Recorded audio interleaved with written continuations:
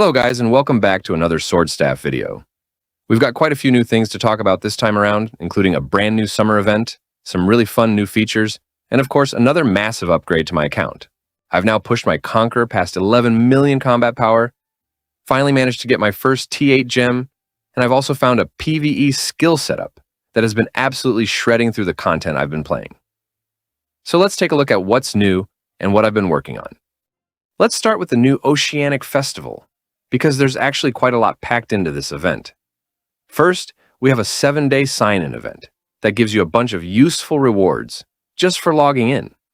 We're talking about things like wheel tickets, Phantomon summon currency, companion gifts, and other resources that are always useful for progression. So even if you don't have a lot of time to play every day, make sure you're at least checking in and collecting these rewards. Then we have a new little mini-game called Summer Chill, and this one is actually pretty fun. The idea is that you're serving ice cream to your companions, but there's a twist. You need to match their exact order combinations. It's a pretty simple concept, but I like these little activities because they give you something different to do instead of constantly fighting through combat content. And then there's Ocean Chase. For this one, you're using a special shovel currency to dig around the beach and uncover rewards. The nice part is that you don't have to spend premium currency just to participate. You can earn the shovels through your regular daily quests and activities. So as long as you're playing consistently, you can keep taking part and collecting those rewards. For the players who don't mind spending a little money, the Oceanic Festival also brings a brand new full skin called Beach Bash. And honestly, I think this one looks really good, especially on the female characters. There are also some new special packs available, and these are interesting because they don't just give you premium currency. They also include a Mythic Relic Selector chest, which is a pretty insane addition for anyone looking to progress their account. Being able to actually select the Mythic Relic you need instead of relying entirely on RNG can be extremely valuable, especially once you're at the stage where you're optimizing your build. Another new feature that caught my attention is the Summer Reverie Invite event. This one gives players a chance to win a Nintendo Switch by inviting friends to the game. Personally, this type of event is pretty new to me in Sword Staff, although we've definitely seen similar referral activities in plenty of other games. And honestly, I don't really mind having something like this.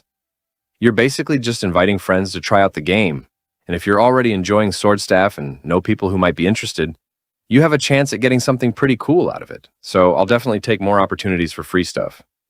Speaking of freebies, there's another feature that I think is a really nice addition to the game. You can now actually visit the homes of your friends and guildmates and exchange gifts with them.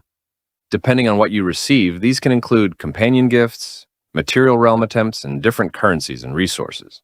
And honestly, I really like this kind of system. It's not necessarily some massive game-changing mechanic, but it gives you another reason to interact with other players, and more importantly, more freebies means happier players.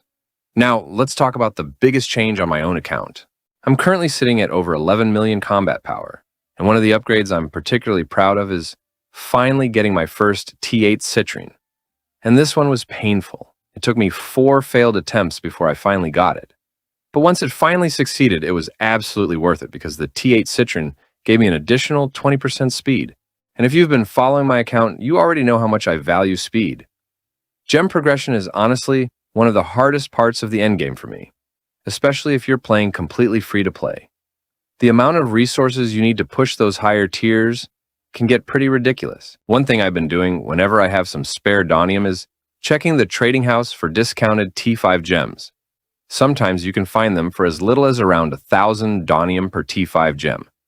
And if the price is good, I think this can be a pretty useful way to work toward those higher tier gems without relying entirely on synthesis attempts. And after finally getting through 4 failures, seeing that T8 citrine sitting there with that 20% speed increase felt pretty damn good. I've also made a lot of progress with my Conqueror skills. I've managed to push many of them all the way to Divine Tier, and after testing different combinations, I think I've finally found a PvE setup that works extremely well for my character. The biggest part of this setup is the passive combination. I'm currently running Tactical Adaptation, Piercing Assault, Blade of Judgment, and Blazing Momentum together. And when these effects start stacking with each other, the amount of damage my character can produce every time he triggers a skill gets pretty ridiculous. For my active skills, I'm running Doomblade first. It's an AoE attack with defense break, which makes it a great way to start weakening groups of enemies. Then I follow that up with Soul Piercer, another AoE ability that also provides lifesteal. That lifesteal is extremely useful during longer fights because it gives me additional sustain and helps keep my character alive while I'm dealing damage.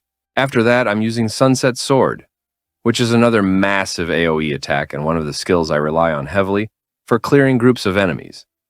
And finally, we have Eclipse Slash. This is my big single-target finisher. Once I've cleared out the boss's minions, I'll use Eclipse Slash to focus everything on the boss itself and finish the fight with that massive single-target damage. I've been using this setup across pretty much all of my PvE content recently, and honestly, I'm really enjoying it.